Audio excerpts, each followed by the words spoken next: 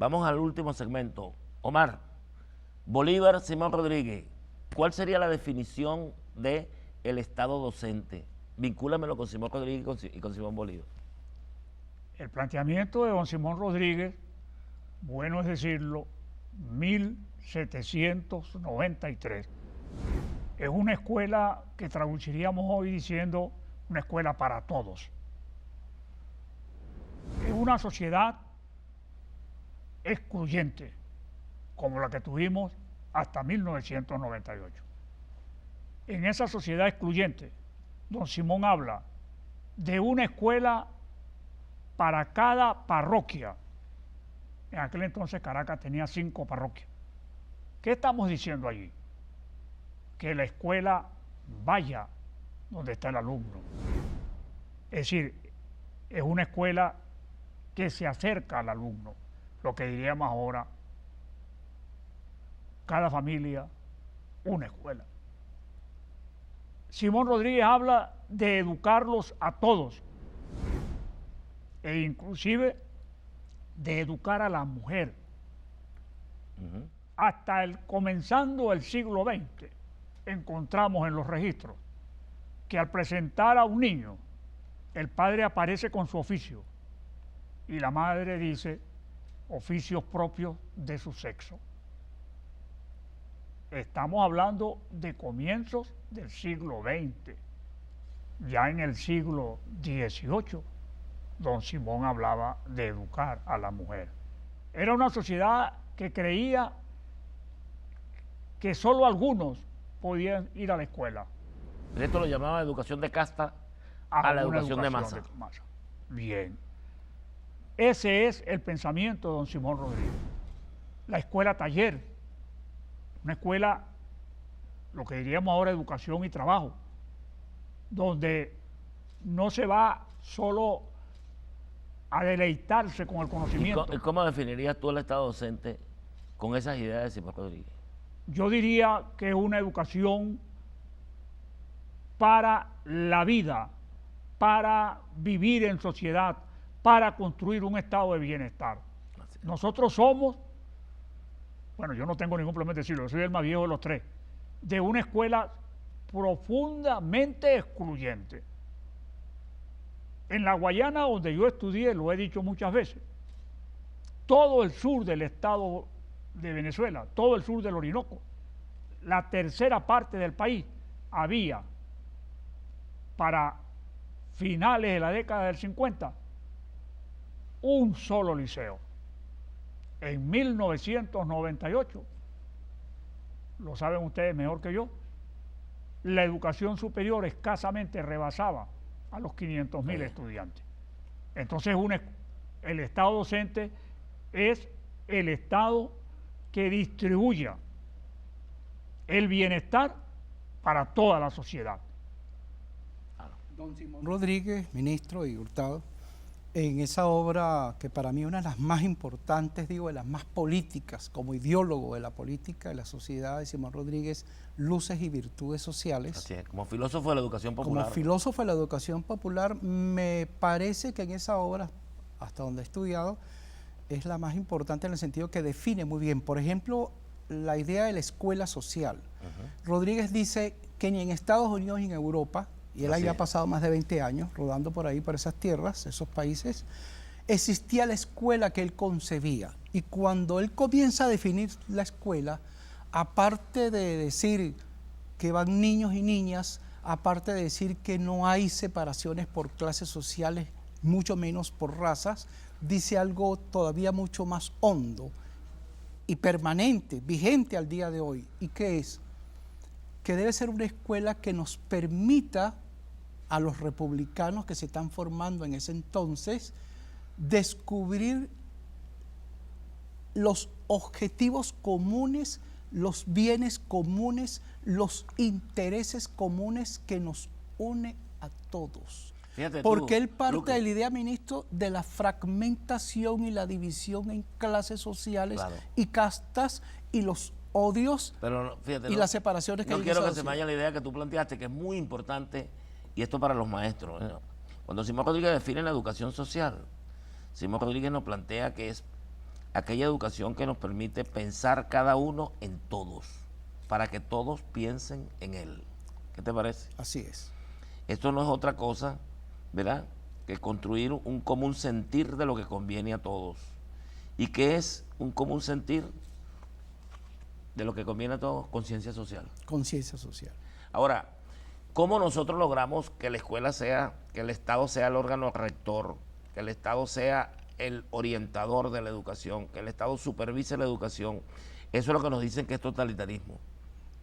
Pero si el Estado no orienta, descastramos a la educación del principio de socialización. Es que si nosotros partimos de la idea que el Estado como institución jurídico-política en un ambiente de democracia como el que vivimos, por ejemplo, donde hay elecciones, los partidos proponen proyectos, se discuten en la televisión, en la radio, en todas partes, pues el grupo político que accede al gobierno, no al Estado, sino al gobierno, que va a responsabilizarse también por las instituciones del Estado, tiene el derecho de proponer las reformas que ha discutido en un ambiente de democracia. Claro, la visión que tienes de la sociedad. Yo diría el modelo de sociedad. Si alguien no tiene un proyecto de país, no le importa si hay un modelo educativo o no hay un modelo educativo. Pero no puede haber un proyecto de sociedad que no tenga un proyecto educativo. Así es. ¿Por qué? Porque no habrá sociedad sin ciudadanos. Y los ciudadanos, la única manera de formarlos es la educación. Así es. Y para formar los ciudadanos, para la sociedad que se quiere tener, es necesario una educación que responda a eso. Y alguien debe orientarla. Por eso el Estado es el órgano rector. Alguien debe orientar la educación, el Estado da las orientaciones. Y alguien debe garantizar que eso se cumpla. Yo decía ayer con los compatriotas de los planteles privados, eso no choca con la educación privada.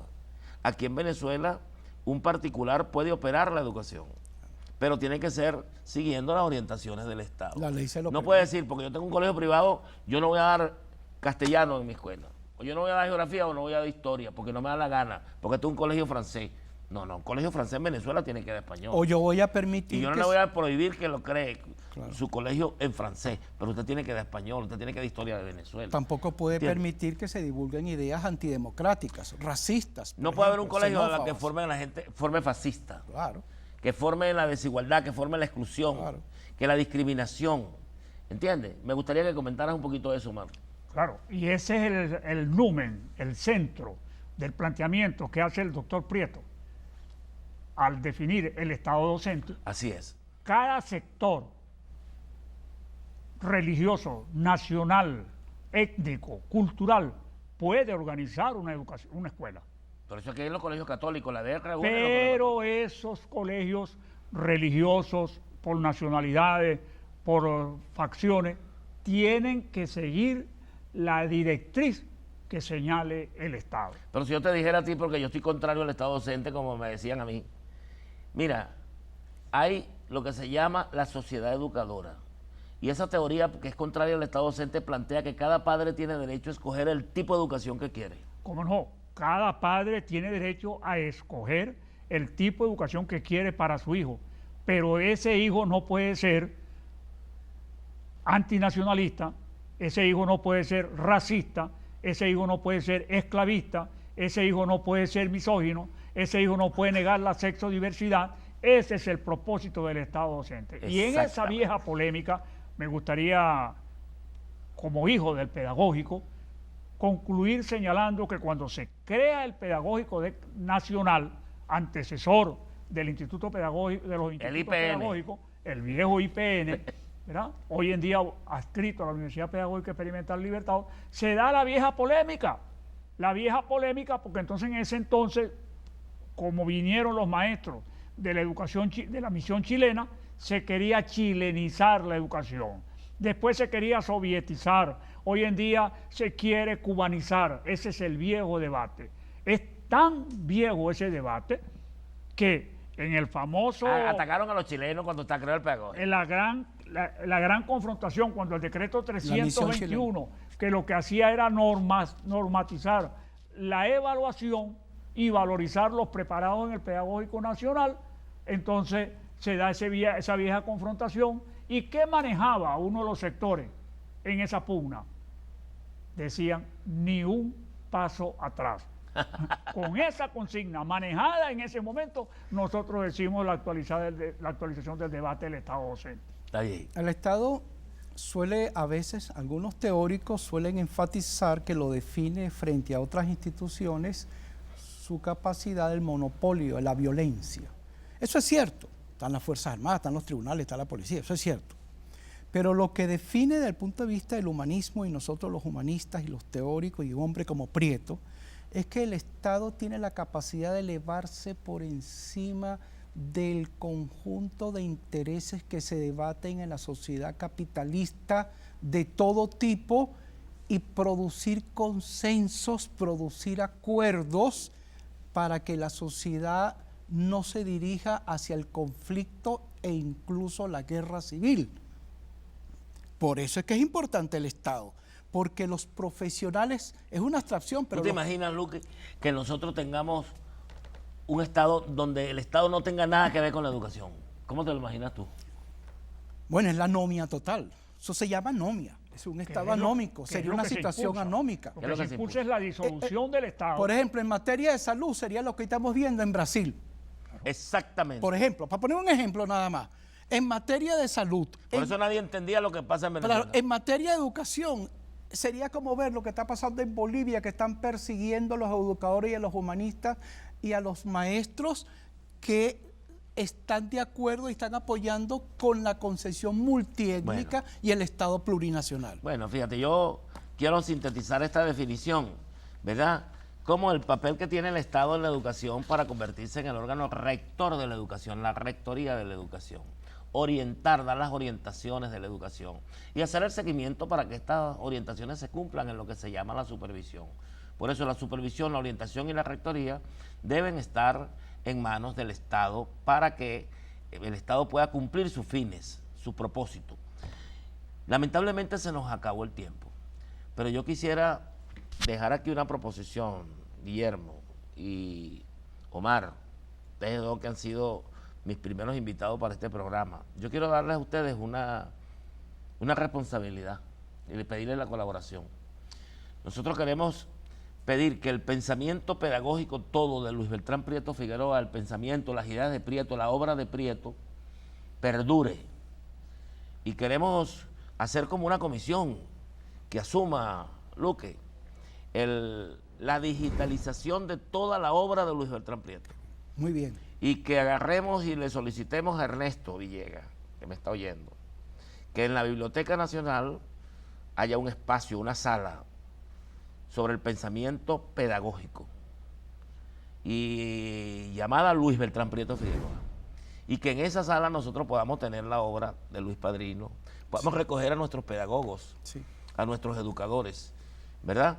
Y podamos acudir y que eso sirva para todos los investigadores, para las universidades nacionales y las universidades internacionales de pensamiento. Prieto fue maestro de América, decretado por la OEA en su momento.